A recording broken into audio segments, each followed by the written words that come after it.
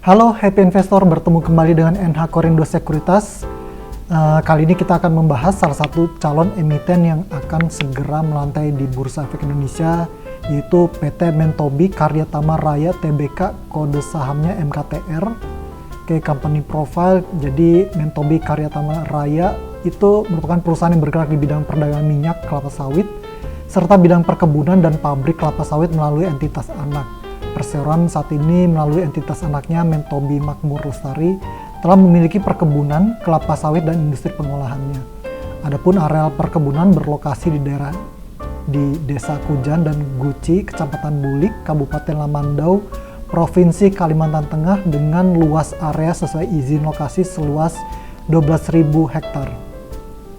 Dari luas izin lokasi tersebut telah diperoleh penguasaan lahan sesuai dengan sertifikasi HGU seluas kurang lebih 4.372 hektar yang akan berlaku hingga paling cepat berakhir pada tahun 2049. Oke, ini aktivitas bisnis perseroan terbagi 4 ya.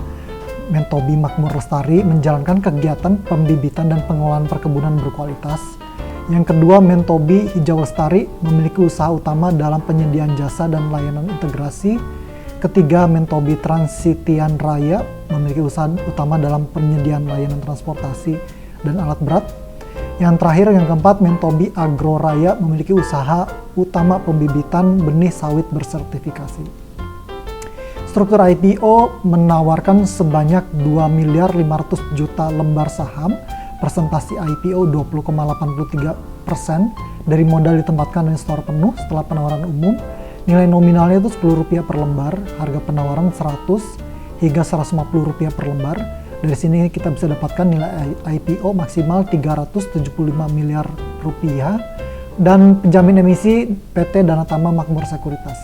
Berikut terlampir posisi sebelum penawaran umum dan posisi sesudah penawaran umum. Dengan pemilikan publik lebih dari 20% ya, 20,8%. Oke, bersama dengan penawaran IPO ada warrant juga ya, warrant seri 1 sebanyak 2.500 juta warrant seri 1 dengan presentasi 26,32% dari modal ditempatkan investor sebelum penawaran umum perdana saham. Harga pelaksanaan to be announced, masa pelaksanaan 12 Mei 2023 sampai 31 Oktober 2025. Terlampir juga struktur permodalan sebelum dan setelah pelaksanaan warrant.